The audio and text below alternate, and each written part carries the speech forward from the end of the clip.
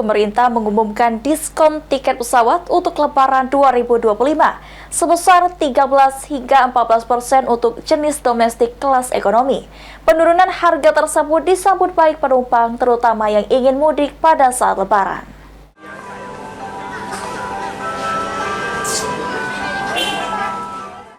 Pemerintah resmi mengumumkan pemberian diskon tiket pesawat sebesar 13 hingga 14% khusus untuk periode libur Lebaran 2025.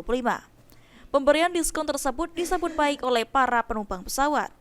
Salah satu penumpang, Ajun, menyambut baik dengan adanya diskon tersebut, mengurangi biaya tiket pesawat bagi para penumpang, karena menjelang libur Lebaran harga tiket biasanya naik cukup signifikan.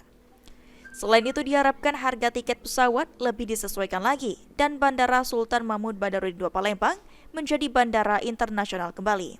Tanggapannya seperti apa? Kita kan penumpang, tanggapannya bagaimana? Tanggapannya sangat membantu penumpang karena dengan harga diskon tersebut mengurangi biaya penumpang buat keberangkatan, karena kan menjelang libur Lebaran ini kan harga lumayan tinggi kan, jadi dengan ada potongan tersebut cukup membantu.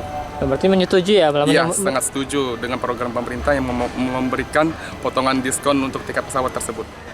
Serada Fadli, penumpang lainnya mengaku menyetujui pemberian potongan harga tiket dari pemerintah karena biasanya mendekati Lebaran harga tiket mengalami kenaikan bisa mencapai 50%. Saya semoga sih pemerintah kasih harga yang lebih yang maksimal lah, yang nggak usah yang tinggi-tinggi lagi lah.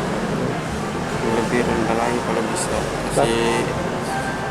kasih promo lah untuk bulan suci Ramadan ini kan mendekat. Berarti setuju kita dengan ada potongan itu? Saya setuju aja. Tapi kalau biasa harganya lebih disesuaikan lagi ya? Iya, betul.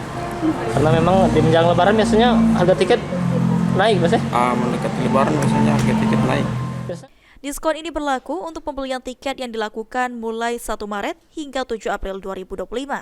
Tiket yang dibeli dalam periode tersebut bisa digunakan untuk penerbangan domestik pada tanggal 24 hingga 7 April 2025. Ilham Wahyudi, PAL TV.